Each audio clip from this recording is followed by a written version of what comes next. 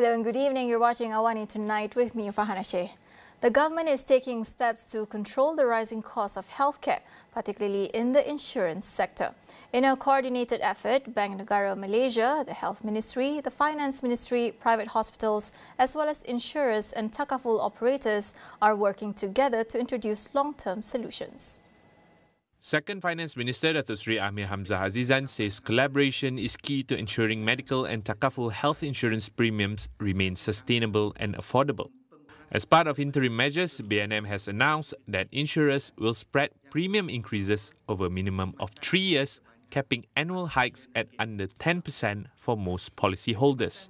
The move is expected to benefit at least 80% of policyholders, aligning premium adjustments with medical claims inflation. Meanwhile, policyholders who saw premium hikes between 40 and 70% are urged to contact their insurers for assistance. Those who surrendered their policies in 2024 due to rising costs can also reinstate their coverage. Through this initiative, the cost burden will largely fall on insurers and takaful operators, with an estimated 2.6 billion ringgit impact on industry profits over the next 2 years. However, Amir Hamzah stresses that these measures only provide temporary relief. The real issue, he says, is the rising cost of medical treatment, which continues to drive up insurance claims. The government is now prioritizing comprehensive healthcare reforms to address these costs and ensure long-term sustainability. Malaysia's unemployment rate decreased to 3.1% in January 2025, down from 3.3% in December 2024. According to Chief Statistician Datuk Seri Dr. Muhammad Uzair Mahidin, the total number of unemployed persons in January stood at 533,800, a 0.9% drop from previous month. Dr. Muhammad Uzair attributed this improvement to the ongoing recovery of the country's economy, despite facing some challenges in trade and inflation. The labour force grew by 0.3% to 17.22 million people, while the number of employed persons rose to 16.68 million, an increase of 0.3%. Most people were employed as employees, with a slight rise in self-employed individuals. Dr. Muhammad Uzair noted that 79.4% of the unemployed were actively seeking work, and their numbers dropped by 0.5% to 423,600. The number of inactively unemployed also fell by 2.3%. However, youth unemployment remains a concern, standing at 10.3% for those aged 15 to 24. Last week, the Women, Family and Community Development Ministry revealed a sharp rise in domestic violence cases in Malaysia last year.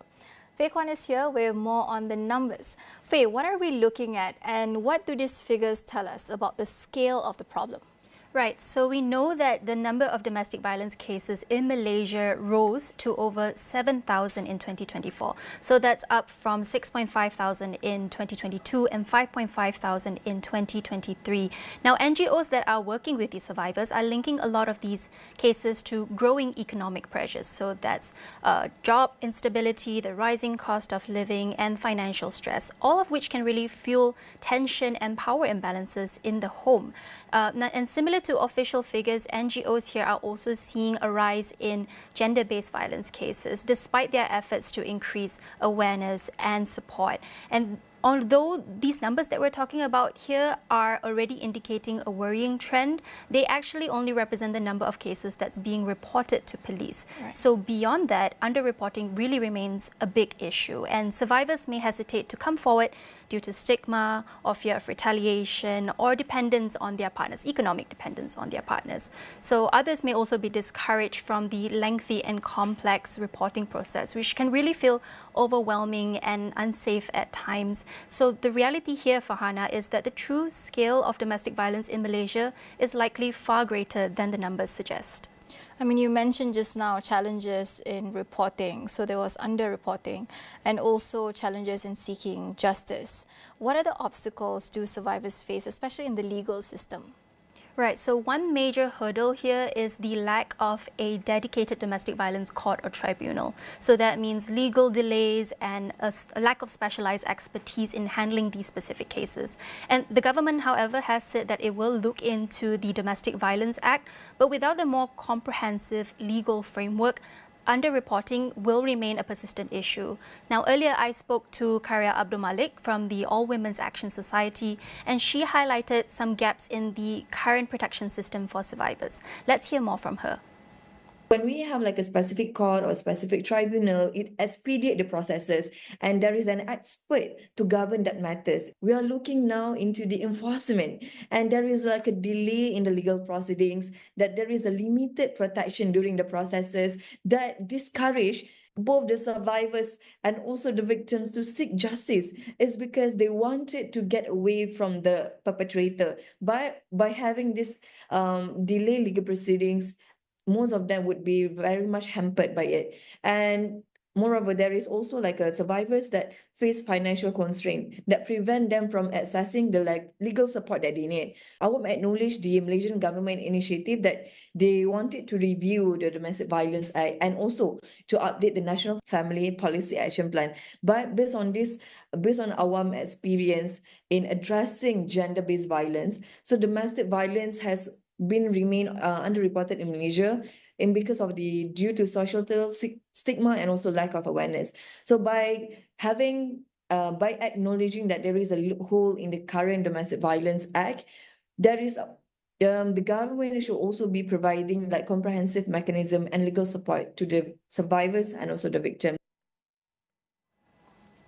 I mean, like they say, justice delayed is justice denied, Absolutely. Right? So, Faye, based on your research, so what should be done to address some of these long-standing issues? So it's really about moving beyond reactive solutions and focusing instead on prevention. That could be through education, legal reform, or even early intervention. And one approach is really just looking and learning and considering what other countries are doing. Karya highlights that some best practices are from Australia, Sweden, and other countries. Let's hear more from her. The interesting part is that there is like an expansion definition of stalking. Like now they also include like technology methods such as GPS tracking and also cyber stalking to address the modern forms of abuse. Because right now we acknowledge that yes, there is a domestic violence, and when the survivors has moved out from the home, sometimes there is like a stalking made by either of the spouses or the partners. So that is why we should also be expanding the definition of stalking and also to include this kind of technological mechanism. We can also look into the mandatory rehabilitation programs for the offenders, such as those in Canada and also Sweden, that could help break the cycle of abuse. So all in all, these are some of the examples that Malaysia could be taken off, for example, and also as a model.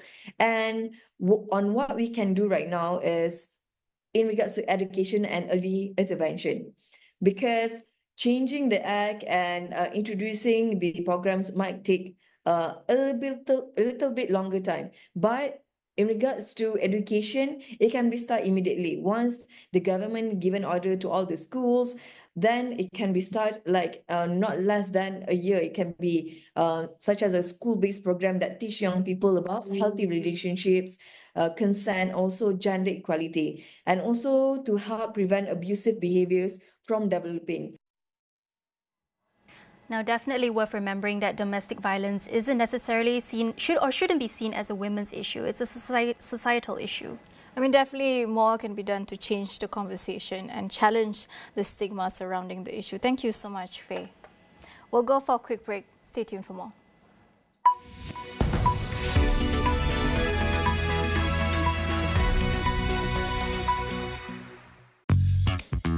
Menggaruk kulit kepala disebabkan kelumur, masalahnya lebih mendalam. Gunalah Head & Shoulders menembusi 5 lapisan untuk membasmi kelumur dan kegatalan. Bebas kelumur sehingga 100%. Head & Shoulders diuji secara dermatologi. Debaran semakin terasa. JDT memanfaatkan sepenuhnya peluang.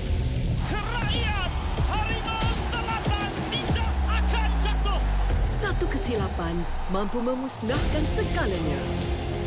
Tekanan semakin memuncak. Sang kekasih kini berjuang ke pusingan seterusnya. AFC Champions League Elite secara langsung di Astro.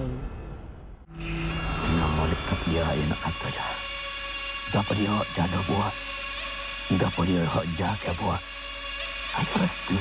KAHA, Kapla High Council. Sewa dan stream on demand atau sila ke saluran 480.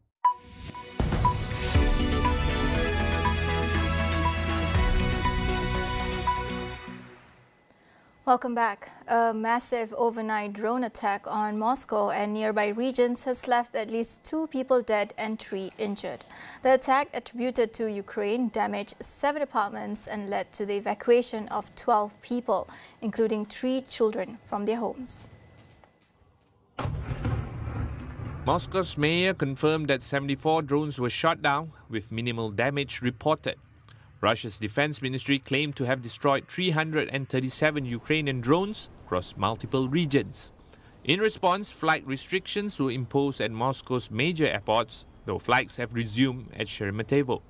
The attack comes ahead of a critical peace talks in Saudi Arabia between Ukraine and US officials, where territorial concessions to Russia may be discussed.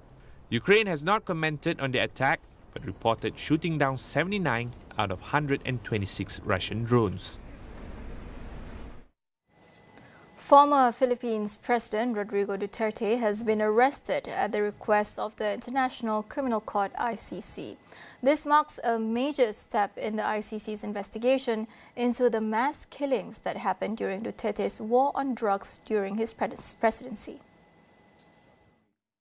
Duterte was arrested after arriving from Hong Kong and Manila's International Airport and is currently under custody of authorities. The ICC said the former president faces a charge of the crime against humanity of murder for his administration's brutal anti-drug crackdown. The war on drugs was Duterte's signature campaign policy that swept him to power in 2016 as he vowed to eliminate thousands of narcotic dealers. He has repeatedly defended the crackdown, denying he ordered extrajudicial killings and saying he instructed police to kill only in self-defense. While official police records show 6,200 suspects were killed during anti-drug operations that they say ended in shootouts, experts believe the death toll is far higher, with many killed under mysterious circumstances. Tech billionaire Elon Musk claims a large coordinated group, or possibly a nation, was behind the cyber attack on his social media platform X on Monday. In an interview with Fox Business, he alleged the attack originated from an IP address near Ukraine, but provided no evidence. It was a cyber attack. Users across Asia, Europe and North America reported outages early Monday, impacting millions of users, according to the Down Detector tracking site. Musk linked the attack to rising hostility, citing protests against the Department of Government Efficiency, which he leads and is driving major federal workforce cuts. The disruption capped a rough stretch for Musk, as Tesla shares plunged 15% on Monday, amid protests and vandalism at Tesla facilities over his political role. In response, US President Donald Trump voiced support, announcing he'll buy a Tesla and praising Musk's efforts. That wraps up AWANI tonight. I'm Farhana Sheikh. Thank you for watching.